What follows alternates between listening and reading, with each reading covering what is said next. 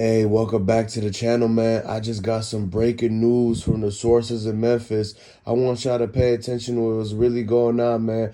RIP to Young Dolph. If you're new to the channel, make sure you subscribe. I don't understand. Why would you give the feds this type of information and say, yeah, my daddy said it was quick. My daddy said it was quick, man. My daddy kept saying it was quick, man. That's all they said, it was quick, man. Them her exact words. In all actuality, 901 Trick or Trade was looking at Maurice when Maurice Hill was looking at Pamela Hill with that face like he was telling her. Maurice Hill kept telling Pamela Hill like, you already know. By them keep even looking at us like this, man, you know you on TV, man. You better say what I told you to say. And y'all already know he said that just by scrunching his face. Y'all gotta really look at that because Pamela Hill, she was scared, man. When Maurice Hill was sitting right there when Makeda Raven was on that news, that's why Makeda Raven had the smirk on her face. If a person who always supported y'all and came to y'all shop and he put money in there, work in there, man, like real life, he gave them opportunities to a job with PRE. He asked Makeda Raven, did she want to be the secretary to file the paperwork? I want y'all to really look at that, man. That's why he opened the tax place next door. Do y'all know Makeda Raven them own that tax place? And then the laundromat on the side, it's only one more store to be taken up now. So at the end of the day, we know Glorilla, she's the main one. She looked at Pamela Hill like, you better talk to Angela Simmons because I ain't had nothing to do with that. Hey, and young Dolph was locked inside that cookie shop, man. That's why he was over there struggling with the door. He tried to pick the lock, but he had to hit the door handle with a slug. That's when we seen the zoomed in footage of the people who went there the night that everything happened, and they seen that the door handles was riddled with holes in it from the inside. That's because Dolph was trying to get out. Somebody had to crouch from the old drive-through window that used to be on the side of Makedas. When they crouched up on that, they hit him from the side. That's how Dolph got blasted back by the window over there. And then they took the spark plug that had the exact thing that was gonna chip the window out. And so when they threw it at him and they heard the invisible round blast off, it was actually the noise that was being made after that he was already dropped that made it look like the window was freshly getting busted out. When you see the two dudes, remember one thing that they said is that the eyewitness said they were shaking the drakes, but had no fire coming out of the front nozzle. So what they was doing was a whole charade game, and it was Govan underneath that hoodie trying to act like he wasn't even a part of the whole situation when you know that he's the one with the bowed leg. They seen him there under the light, and that's the same shadow as the same person who was running away in California when Dolph got hit in the arm. When he came out of that and got into that Lincoln truck, Moneybag Yo yanked that BGE chain off of his neck because he didn't want that to be seen in the CCTV camera footage, because it would have shown in 4K that there was a connection between CMG and that chain being there in the same frame as Dolph's arm hanging out the window. That's why they had to wait for the surveillance footage. When Makeda's daughter took it all out, she seen that the fact that it was not zoomed in all the way, and when she zoomed it out, that's when you see the Bentley truck for the very first time on January 21st, 33 days after everything happened. And everybody know, in all actual reality, Young Dolph was the main one. He came there unannounced. And everybody know for a fact that... Hey, look, everybody know for a fact that the way Young Dolph walked in there, and this is coming straight from the feds and the DA's office, because from what they're saying, the examiner's reports is stating that the video shows that the C8 car door was open. The passenger door, it was cracked. You have to understand who was in the passenger seat of Young Dolph's C8 Corvette. This is what the feds are stating. And the feds are trying to get down to the bottom of everything that's going on. In all actual reality, we know for a fact Big Jip told Govan, don't you ever in your life come around and you know for a fact that we said we was going to stay away from each other, all because we know for a fact that we know what we just did. That hit went through. That hit, we got it up out. We got him up out of there. We don't supposed to talk on no phones. We don't supposed to see each other. You know, if you got an iPhone depending on if you got an iPhone 11, if you got T-Mobile, Verizon, you could even have cellular link. You have to really pay attention to it. They gonna track the calls, man. They gonna track the calls because it was done in a hit, man. You cannot sit there and be right there pulling up on nobody and thinking that the telephone poles ain't gonna ping it. And they carried Dolph. When they said that the C8 was open, it was the doors and the trunk. That's why that chrome heart bag was in there, because Dolph had that around his shoulder the whole night before in the restaurant that he took the picture with right before he got whacked, man. And they seen that shoe left in the parking lot. But in the Makedas parking lot, remember, they zoomed in and they was trying to solve why it was somebody who was leaking in the parking spot next to where Dolph parked. That's the reason from that is because when they took Dolph and pulled him out and carried him in, he was already leaking out that trunk. And so when they put him into the cookie shop, then the only thing that they needed to do was find a way who's gonna pull up in the getaway car from Blac Youngsta's sister to bust the window. They got on the line with Gotti, but they used the landline because they know that when the T-Mobile records come out after Big Moochie Grapes phone call with Young Dolph telling him that he was supposed to pull up and that they just landed. He said he wanted to take a separate flight because he knew about a girl that he wanted to stay with for an extra day. But the thing is that they looked back on it and he never booked the Airbnb.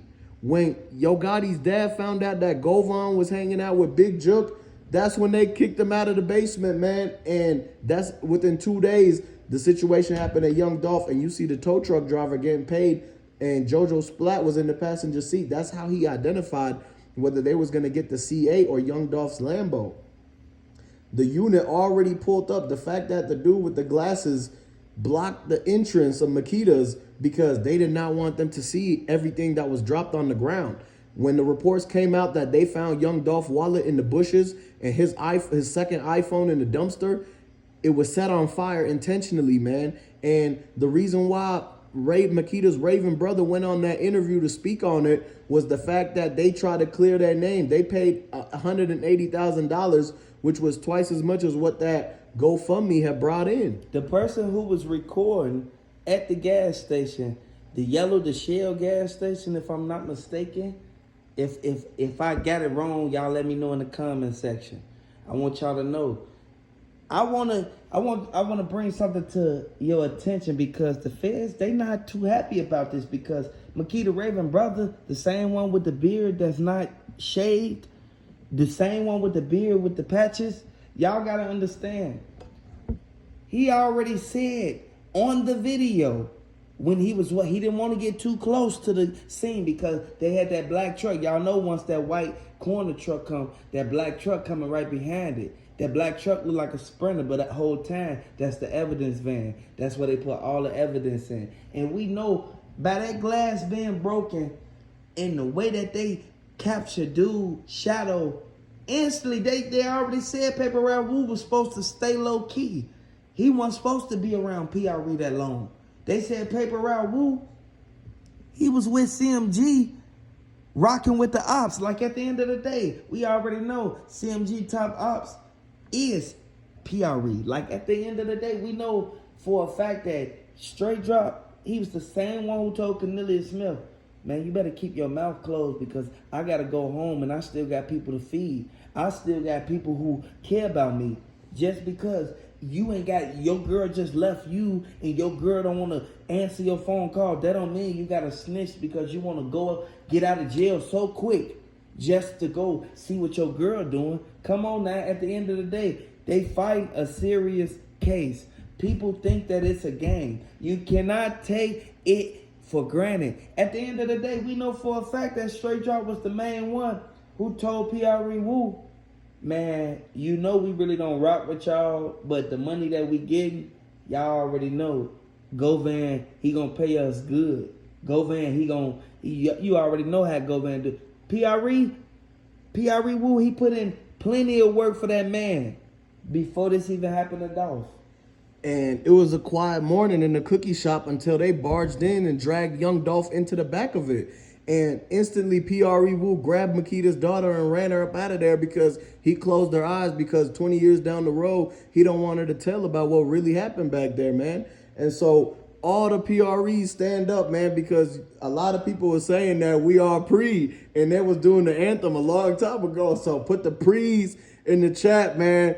And one thing you got to understand is that we want to send the condolences to young Dolph, because a lot of people out there know that they want to get the justice for him, and it's coming soon. Once they get the testimonies all written out together and they identify who Blac Youngsta's been hiding out with, they're going to make sure that they're going to do the due process, because it's in time. They only have the right to a speedy trial, and that's why they're moving quickly on the whole entire thing. Whether it's going to be coming out of TBI, MPD, or they hit the RICO, you know that the three bureaus is coming together to speak with the DA to make sure that what Govant and Big Jook said was true, and that it's going to follow through to the sentencing guidelines that they agreed on to. When they got that 90K bond, people didn't realize the amount of courage it takes to actually take somebody out. If you're not trained or experienced in doing nothing like that, then you know that you could hear others talking about how security does this and does that. But in the heat of the moment, the only person that's going to really take care of business is the individual themselves that's actually in harm's way. It was 50 plus shots that happened, and the only person that got hit was young Dolph. So everybody knows that there's no way that something is right about that. From his friend in the cookie shop to the employees and everything like that, man. We want to bless his family and everybody to understand that we feel for young Dolph, and you can't really blame his bodyguard because that's his brother. And everybody's always talking about what you would have did in that situation, but no, you don't really know how you would have reacted in that moment because you've never been there. And it's until somebody actually gets caught up in that this is the thing. And man, I hate this happened to him. He was good to his community, and I feel like everybody should have had his back. Why was they letting this young man go around in the territory that his enemies is actually taking control of? I don't even live nowhere near Memphis, but we know that over here in Nashville that we rock with young Dolph. And that's a major blow because we all know we wish young Dolph could have just had stopped somewhere else before he even went to Makedas. We know for a fact that, like, we gonna realize say what the examiner's reports is stating, y'all. Yo Gotti, he claimed the whole thing, man. Yo Gotti claimed that Big Jook is his brother. He claimed that Govan is Big Jook's best friend. Y'all gotta really pay attention to that because Dolph left us too quick, man. I didn't want Dolph to go out like that, man. R.I.P. Dolph, man. It sound easy what they did, but it's hard because they locked up. They behind them bars now. They up in that slammer. At the end of the day, we can put everybody in perspective and really look at it for what it really is. I know for a fact that once you start getting money, they gon' forget that you, who you really was, man. At the end of the day, man, we know for a fact that you can't brag when you got the bag. You got to move out the city when you get the bag. I keep telling them that at the end of the day, man, we got to really open our eyes to the fact that they realized it was too many people took down one person. Why did it take all y'all to take down one person and he ain't even had the blicky on him? His security had the blicky. Like, y'all got to understand.